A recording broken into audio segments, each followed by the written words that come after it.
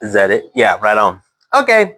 So we are studying the book of James, chapter 3, verses 13 through 17. Currently, we are on 15. We're doing, we kind of left off in verse 15 and 16. No, we did not. We left off in verse 17, I want to say. We left off in verse 17, the verse 15 and 16. So the concept here is I left this room right here. I'm now realizing that I don't need this space. So I could have moved it over a little bit more and made it bigger. Whatever. But what we're looking at here is James is trying to get us to understand some simple truths. And those simple truths are in how we live and conduct the business of our life as believers. And in that space, he is now telling us in chapter 3, this latter part of chapter 3, about what it looks like to be a wise versus an unwise person. And that definition is really simple. A wise person is somebody who lives for God. That's a wise endeavor. Okay? Somebody who is unwise is someone who only lives for themselves. Okay? And given the contrast, and what he's trying to do is give a contrast in those things, and he uses some visual aids. You know, if we're living for God, those things are heavenly. That's up here. That's way up here. The bar and the standard is up there because God is up there. He is holy. He is just. That is where we need to be, versus being unwise, which is living on earthly or worldly terms. Worldly and earthly terms are dictated by the silly things of life, circumstances, emotions, other people. If those three things, if you've ever driven in Mobile, those things come out. You know what I'm saying? Right? Emotion, I'll tell you, whether or not I'm going to be a wise or unwise person could be as simple as whether I've had my first cup of coffee before I talk to somebody. You know, because emotions can do that. You know, but we need to live and operate beyond that kind of constraint. Because if we only let our circumstances here dictate how we conduct our lives, then unfortunately it is always going to be in flux, because life is always in flux. God, on the other hand, doesn't have that limitation or that issue. He is, period. And because of that, he gives us the truth in his word that helps us to understand that. And because of that, we can move and operate in that realm. Are we perfect? No. But we have this guideline, or this guidebook, literally, to be able to help us to do that. So, in that spirit, we're talking about wisdom. And James is really, this is if you know, maybe you have looked at scripture, maybe you have looked at it in the weird way that I do. My brain works a little differently, and I see things like this. But you can, there's a lot of structure to what scripture tells us. And the benefit of scripture is not just to tell you what not to do. That's a big plus sometimes, right? Don't do this is very helpful because it gives you the chance to recognize what you shouldn't do. But then there's a big question that lingers after that, which is, what should I do? Well, if this isn't what I'm to do, well, then what should I do, right? And luckily, scripture does that. It doesn't just identify the negative, but it also identifies the positive. And here James is doing that very thing. He's very no nonsense. James, the half brother of Jesus, the leader of the Jerusalem church, he is communicating to people to get them to understand the wisdom of God versus the wisdom of this world.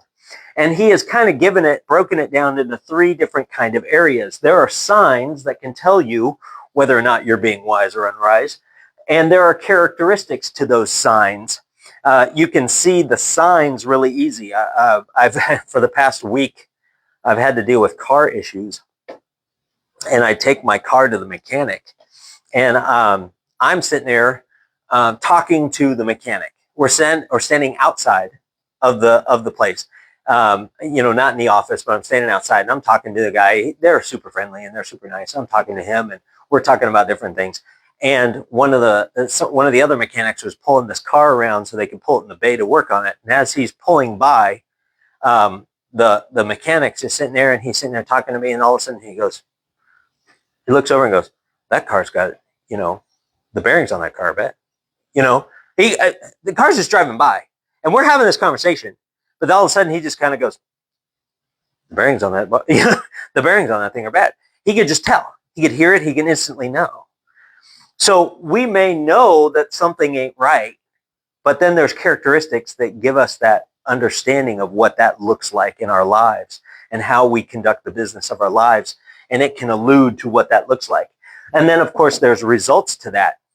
You go, you drive your car off a cliff, there's going to be a result, all right? There's going to be a result. If you stop short, there's a result to that too, right?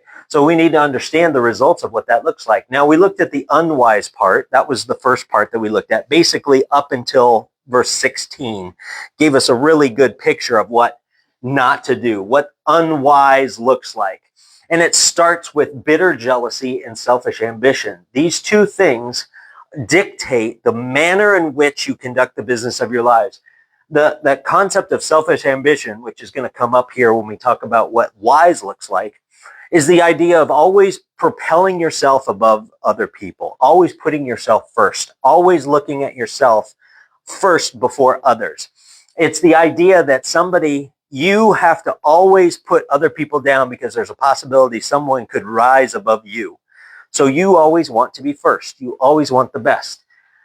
That also couples with bitter jealousy that somebody may have something better than you, and you see something that is really terrible inside of you, something that is uneasy, something that will never be filled. It's a hole, a chasm that will never be filled. And then we talk about some of the things that those characteristics looks like. And in the end, we see that it's disorder and evil practices. That kind of unwise mannerism, that unwise mindset brings about disorder and evil practices. But we are now looking at what wisdom looks like. And we started in verse 17. So if you have James chapter 3, we're going to look at verses 17 and 18 today. And we're going to be able to see what wisdom looks like, what the characteristics of wisdom looks like. And I forgot to write this down, and I should write this down because that is super important. First, I should have wrote that down. I didn't.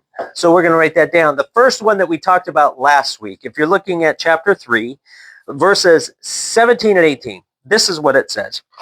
If I can find it. But, okay, we just read 15 and 16. 15 and 16 tells us what is not to be done. All right, don't do this, don't do that, don't do this, don't do that. And then we start off with verse 17, but that pivots, that shifts. Don't do this, but instead, here's this. And it starts off by saying, but the wisdom, that's what we're looking for, the wisdom that is from above, that's the standard we're looking for, is first pure.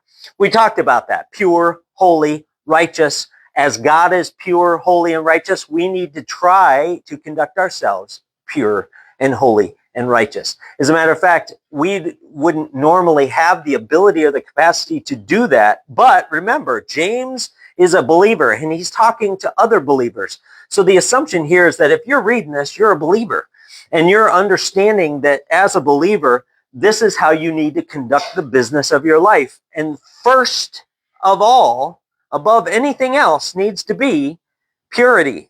All right? That's the first part. First means of the most importance. That's what that word means, first. It's of the first time. It's the first place. It's of the first importance of your life that we conduct ourselves in a pure manner. That's what we need to do. When our thoughts and our deeds and everything we are, we need to make sure that we are being pure. That gives way to the next thing. So let me read 17 and 18, and then we will kind of go through them a piece at a time, right? 17, but The wisdom that is from God, above is first pure, then peaceable, gentle, willing to yield, full of mercy and good fruits, without partiality, without hypocrisy. We'll keep going. Now the fruit of righteousness is sown in peace by those who would make peace. Now, verse 17 basically is what we're looking at here, because it gives us all the characteristics that what a or what wisdom looks like. First of all, like we talked about, is purity. That's got to be the top. Got to be the first thing. That whole, back when I was younger, it was, what would Jesus do? You know what I mean? That whole concept. It was just a way, it was a clever way to get people to think about Jesus first. What would Jesus do? Would Jesus do that? Or would Jesus do this? Okay, that's good. And that's kind of this concept here. You have to have that purity. The second word that they have there is peaceable. Does somebody have a different word than peaceable? The second thing there. Pure, then peaceable. Nobody? Nobody peaceful? All right, rock on. Here, that word peaceable, I read one translation, it was peace-loving. I don't remember where I read that. Peaceable. That word is the idea of tranquility. Okay, tranquility. It's just that idea of that idea that you can just relax. Have you ever done that? You've been going and going and going all day, and then you come home and you sit down on your couch and you just take that big exhale breath. And in that moment, everything else fades away and everything's cool. Just maybe even if it's just for that moment. It happens, right? Peaceable, right? That word peaceable is directly related to as the opposite of bitter jealousy. It is the opposite of that bitter jealousy, okay? God's wisdom produces peacefulness. And that peaceable, you need to understand that the first thing we need to have is purity. That's here. That's in our hearts. That's in our heads. That's what we got to think. That's where we got to move from, is that purity, that righteousness, that holiness. What would Jesus do, right? That's the first thing. But then the second thing is the outpouring of what that attitude does, to be peaceable. If I'm peaceable with myself, well, I can do that, I guess. But peaceable is actually this word, this concept is how we handle the outside world, how we handle our relationships, how we handle our interactions with people, right? That's what this peaceable is. You need to be peaceable with others. If you're thinking, what would Jesus do? What is the first and foremost thing that God tells us that we need to do? Love. What is after that? Forgiveness. Those are the two hardest things for us to do, because our sinful nature is not hardwired to do that. That's why it continually tells you in the New Testament over and over again, love your neighbor. Forgive your neighbor as God has forgiven you. Love your neighbor as God has loved you. He has to keep reminding you of those things, because that's not something that's, inherently hardwired into us. What is hardwired into us? Bitter jealousy. Well, I will be forgiving to that person as long as I get what I need. You know what I mean? That's not unconditional forgiveness. That's not unconditional love. That is 100% conditional. That's not what we're called to be or to do. We're not supposed to be quarrelsome. We're not supposed to be belligerent. We're not supposed to be quick-tempered. All right? Sometimes people have that in their head and they become argumentative because of it, and that's not peaceful. They have it in their head that they'd rather be right than be peaceable. That's not a good look, and it's not a good hill to die on. All right? Would you rather be peaceable with that person, or would you rather be right? And if you're going to say, well, I'd rather be right, that's going to be a lonely existence, because you're never going to be right all the time, right? And you're never, and all you're doing is basically alienating yourself from other people. Instead here, rather than trying to propel yourself, propel yourself above others, you're being peaceable with others. That's how that works. All right. Not thinking of the ill will of other people, but instead thinking about blessing and loving and being peaceable with them. That's the second. Oh, let me write peaceable. I need to write this smaller. I got like 8 of these things in here. I need to. Put all your space in the wrong spot. I know, I did. I put the space in the wrong spot. Thanks, Sean. Always happy to help. Thank you. Thank you very much. I appreciate you. We all have to play a role. That's right. Everybody has to play a role. Peaceable. Well, I don't want to write peace, do I? Yeah, I don't want to write peace. I want to write peaceable. I'll just write peaceable. That's good. That's fine. And then the next one underneath it. Okay, peaceable. Next thing in there. What's the next thing it tells us there? It says that we are to be pure first and then peaceable. What's the next thing? Gentle. Does anybody have a different word than gentle? Gentle. Considerate. I like that word considerate, actually. Considerate is probably a better descriptive word. Gentle gives almost a negative connotation sometimes. You be gentle, you know. It's showing a sense of weakness or whatever. Considerate, though, I like the word considerate because it almost has a preconceived thought pattern. Like, I'm choosing to do this, right? I'm choosing to do this. That word gentle, considerate, is a fantastic word. That word considerate is a direct opposite of being selfish ambition. Selfish ambition is always propelling yourself above somebody else, always looking to get yourself above somebody else, right? That's selfish ambition. Here, this gentle or this considerate is a combination of 2 different words.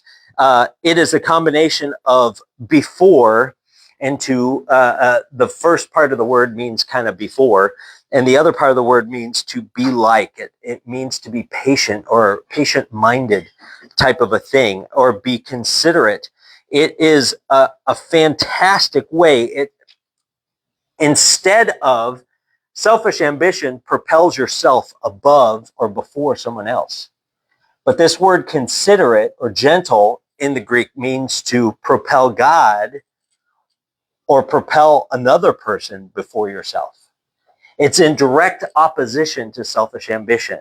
Instead of you vying for the top spot, it's allowing or being considerate to allow somebody else to move to that spot. All right?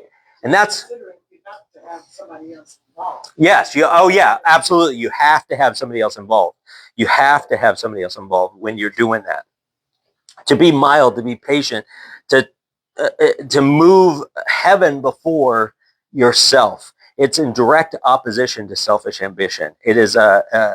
It's describing someone who surrenders his rights to a higher ideal. And that, my friends, is the kicker. Because, oh my word, we are all about our rights, aren't we? Right? We're all about our rights. All right? I'm driving down the road. I use a lot of driving analogies. I'm driving down the road. And this happened to me literally the other day.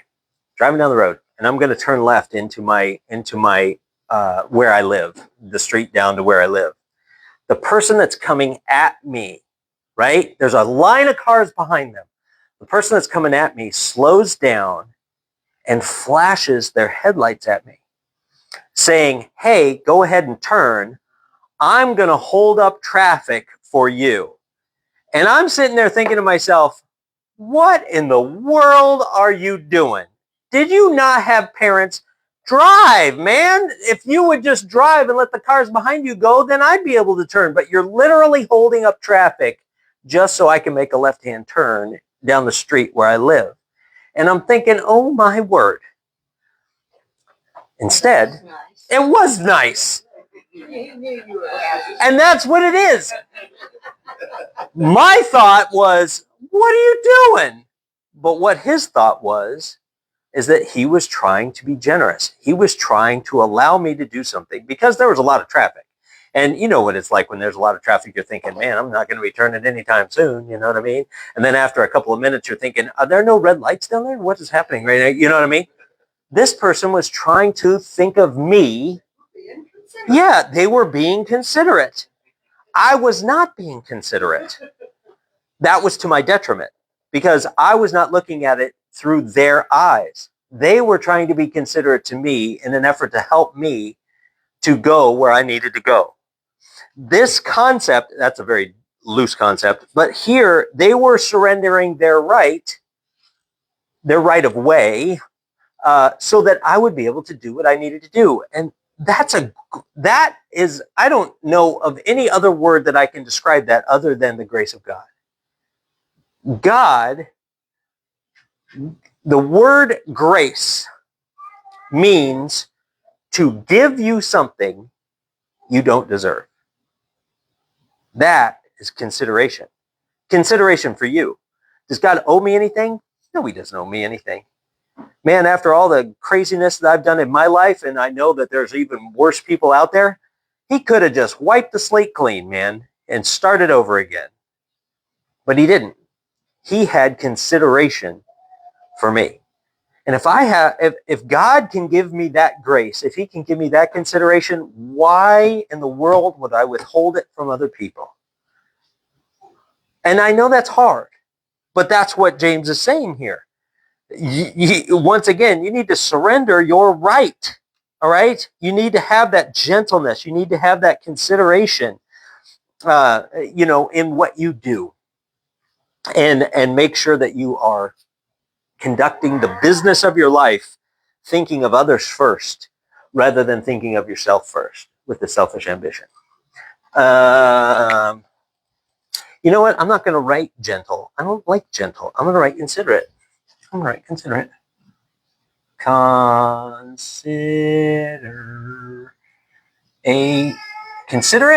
Consideration. I'll say considerate.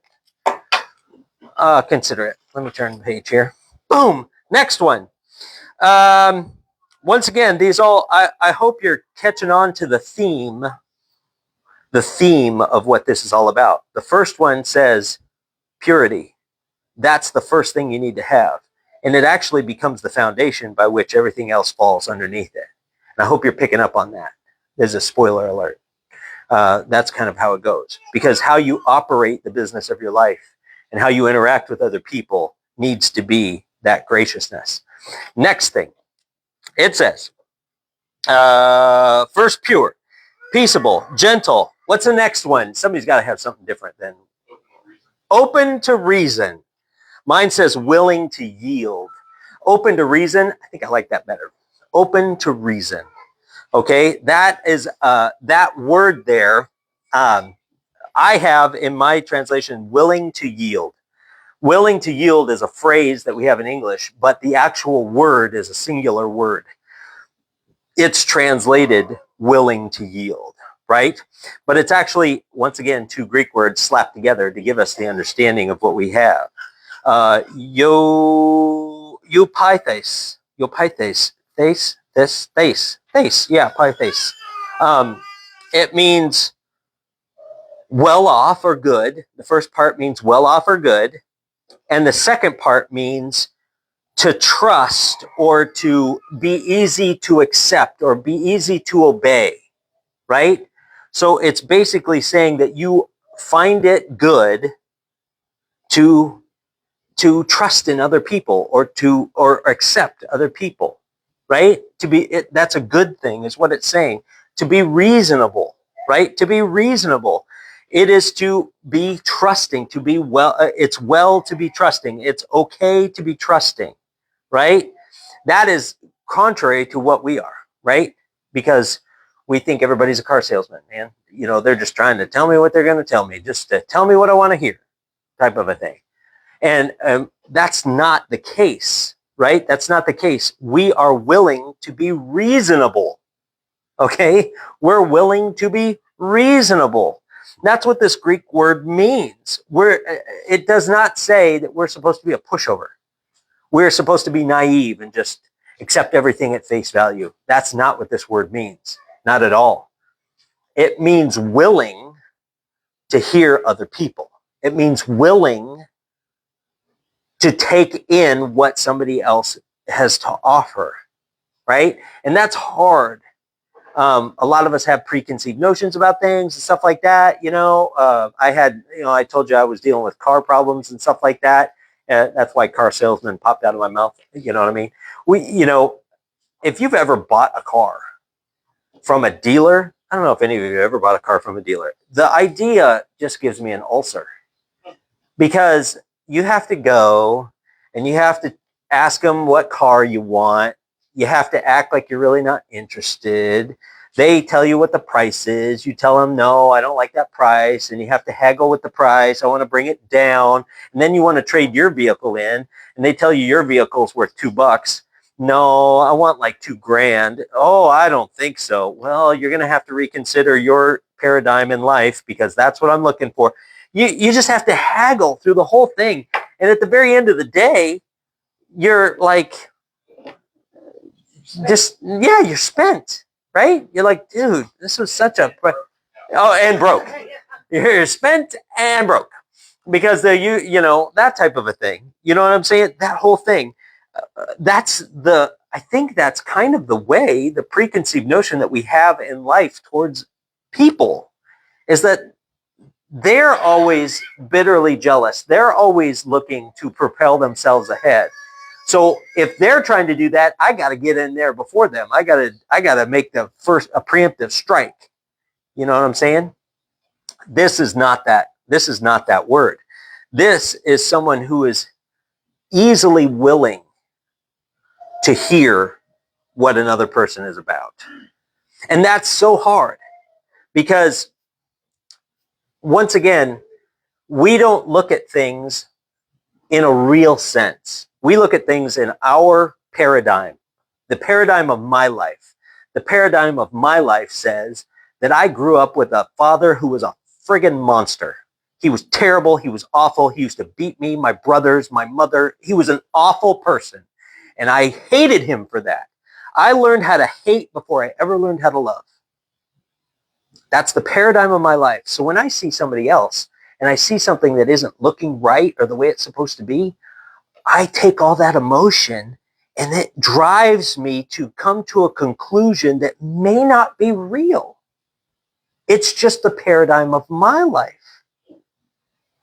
What I need to do is look at it through God's eyes. Well, this person may not be that same monster. That person may not be the same person. That person may be trying. That person may be doing. I have to look at it in a different manner, right? That's the way life really is. So we can't just come up against every single person we meet with this bitter jealousy and a selfish ambition that they're going to have or do or be better than we are without even talking to them, without even knowing them. And here, this thing is just the best word I can think of is to be reasonable, right? Be reasonable. Nobody's perfect, but nobody's exactly the same paradigm as you. Nobody's going to have the same ideals as you. Nobody is going to be exactly what you have in your mind. And the person that understands that better than anybody is Jesus Christ. He made him who knew no sin to be sin for us. He knows exactly who you are.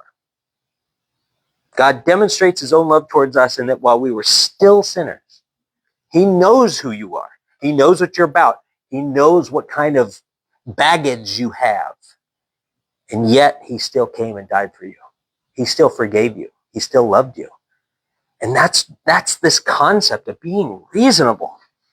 A lot of us are guarded a lot in life, and there's not a, once again, none of these words are telling us that we need to be gullible, but we need to be able to be teachable.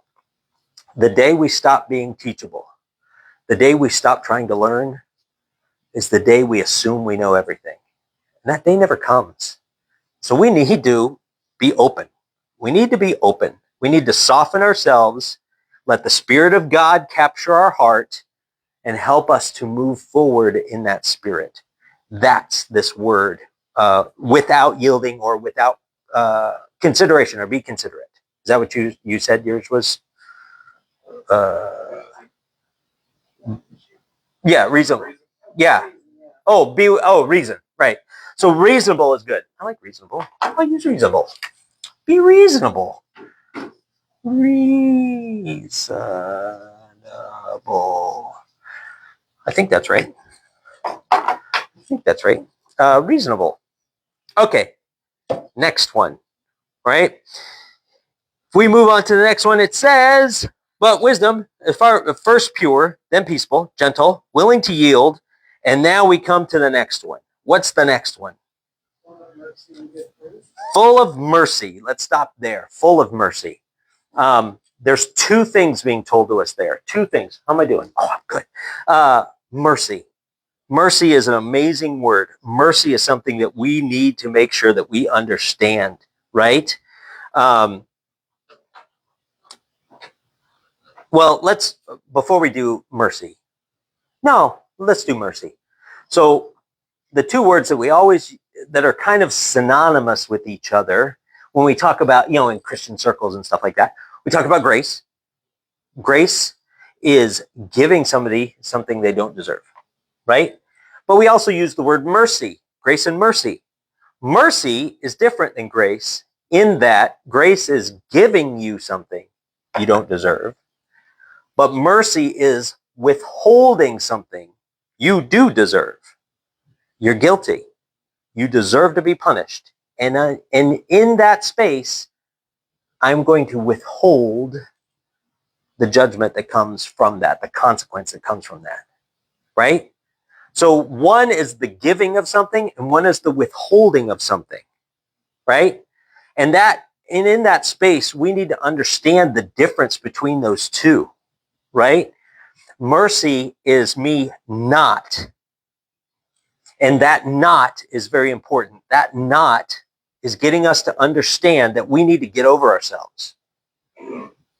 We need to get over ourselves and look beyond our rights, our principles, our everything that we are, our paradigm, our rights, everything. We're looking beyond that, and we are not making that the hill we want to die on. Instead, mercy is not giving somebody that maybe they deserve. That's what mercy is. Here, that's an important piece of the puzzle here, because we need to make sure that we are able to do that. Maybe they need judgment. This world is all about judgment, ridicule, your rights over other people's, blah, blah, blah, blah, blah.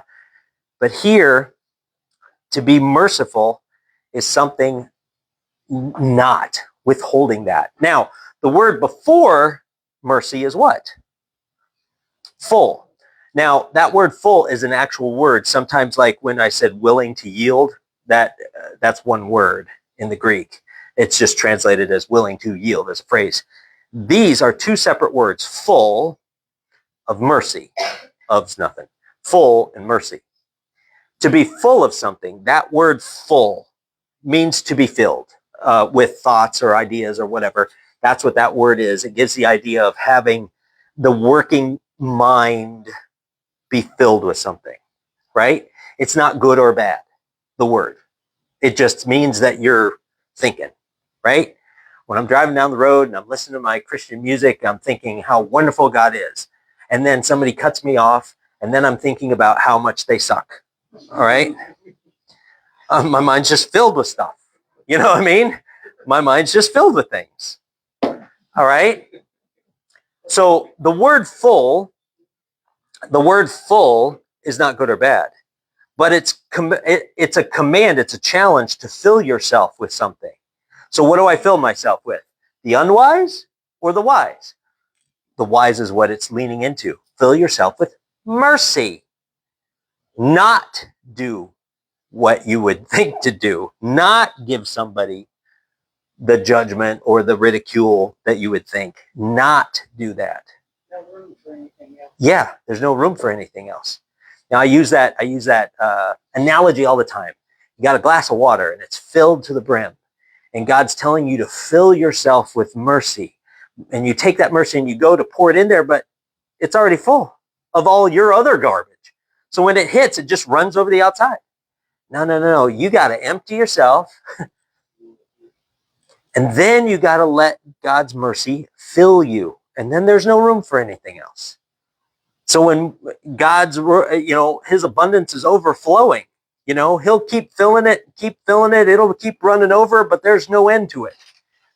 We got to do that. That's what this is talking about here. This mercy, that to make sure that we are willing to set ourselves aside for the benefit of others. That's mercy. Not doing something that somebody else might deserve. Setting ourselves aside. Our rights, our privileges, our paradigm, whatever that looks like. Okay? Terrible. Okay? Mercy. I'm gonna make it. I think I'm gonna make it. We'll see. Next one that I don't have time for. There's twofold purpose there. There's a twofold purpose there that we're not going to be able to talk about as of yet. It says to be full of mercy and good fruits. There's two qualifiers. That's the thing that we need to look at. Is there's two qualifiers here. Mercy and fruits are the two things that we're looking at here. Those are the two qualifiers. Those are the two main words, but there's two qualifiers that you're supposed to be filled with mercy and your fruits need to be good. So we can talk about that next time on the whole good fruit thing type of a thing. Because a lot of these words you need to understand they're generic. They're not plus or minus unless there's a qualifier there. And the qualifier that we have there is to be filled with something or to be good at something. Does anybody have any thoughts, comments, questions, observations? Rock on. Well, that makes it easy. All right. Well, we will close it off there and we'll pray and we'll move on to, the next thing. Dear Lord, thank you so much for this time that we can be here together. And we're so thankful for you. As we read James, we know that James' writing is very direct. It's very specific. It's very direct. And he's kind of no nonsense. He just kind of lets us know what it is, what things are. So as we look at that, sometimes he uses verbiage that seems harsh or very direct into a person's life, but he did that purposefully because he's trying to get us who believe in you, that are part of your family, to really conduct the business of our lives in a way that would honor and glorify you. The only way people will know what's important to us is by the way that we live our lives. And if we live our lives in love and forgiveness, in mercy and grace, then people will see you in our lives. And that's what he's challenging us to do here. And that's what you are challenging us to do in this word. So, dear Lord, help us to really glean that. Help us to really take that to heart. Help us to honor you with the things that we do. It can be hard for sure, but help us to continue to look to you for guidance, for direction, and for the forgiveness that we need to have for ourselves and for others as we live this world of grace. Thank you so much for this time, dear Lord, and we lift it up to you in Jesus' name. Amen. Yep.